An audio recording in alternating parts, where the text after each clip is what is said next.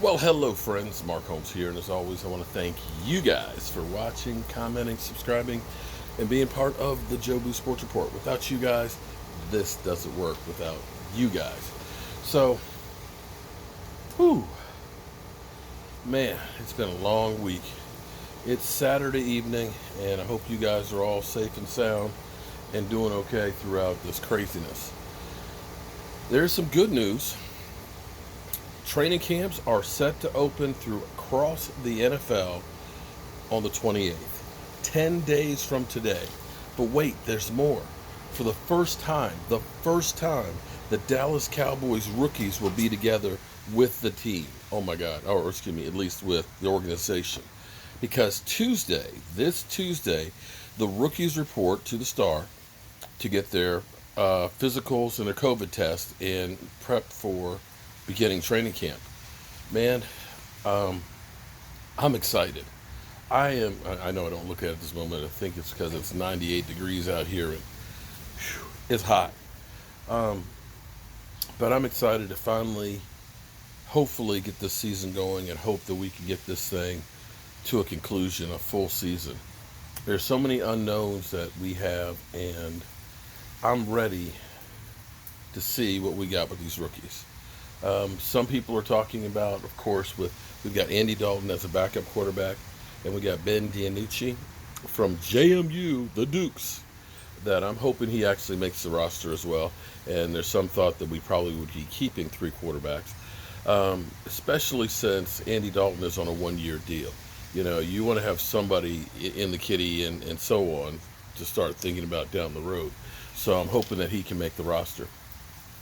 But we still have a bunch of questions. There's still some free agents that are out there. And I think a lot of teams right now are hesitant to sign a whole lot of players and things and make a whole bunch of moves because they're unsure if there's going to be a season or not yet. And this might be part of the reason why the Cowboys didn't up their offer a whole lot more for Dak Prescott, thinking that, well, if we have a season, we have to play him on the tag. Hey, that's cool. But at least we know that that's, what we have to spend.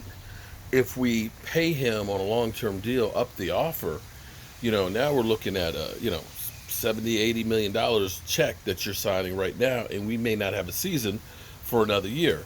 So I think teams have been a little hesitant on making those big moves. You could say, well, Kansas City wasn't, but technically Kansas City didn't spend but $30,000 more for this year on Pat Mahomes.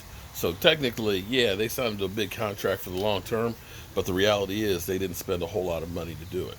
And that's where you also see guys like Clowney, you see Emerson Griffin, guys that really want to get onto another roster and another team, but teams are like, let's not spend more than we have to. Let's hold on to what we have right now and see where we're going to be.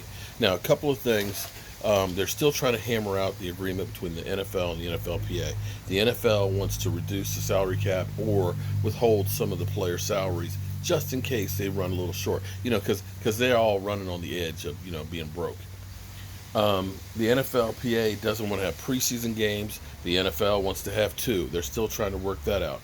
They're still trying to figure out exactly who and what may happen as far as when players test positive for COVID.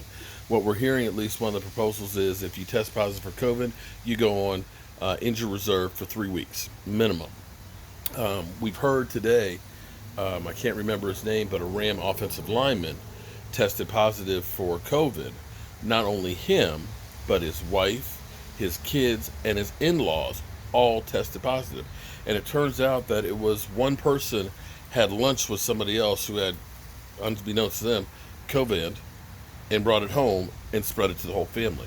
So you hear stories like this. We've heard that 73 players thus far have already tested positive. It's going to be interesting to see how well the NFL and the NFLPA work this thing out to keep the players safe. Thus far, we haven't heard of any players that are planning on opting out. We also know that they've also submitted to the teams these new face shields that are supposed to help keep down the spread. And they're going to start doing some testing and stuff with that as well to see how the players like it. So we've got a lot of unknowns, but we do know that come Tuesday, friends, the Dallas Cowboys rookies. That means C.D. Lamb. Oh man, my man Gallimore. Oh, the Canadian bulldozer. Oh man, we got Diggs is gonna be in there. Let's hope he's digging out some of them passes from those quarterbacks. All those guys are gonna be there together for the first time. So this is huge news, and I literally cannot wait.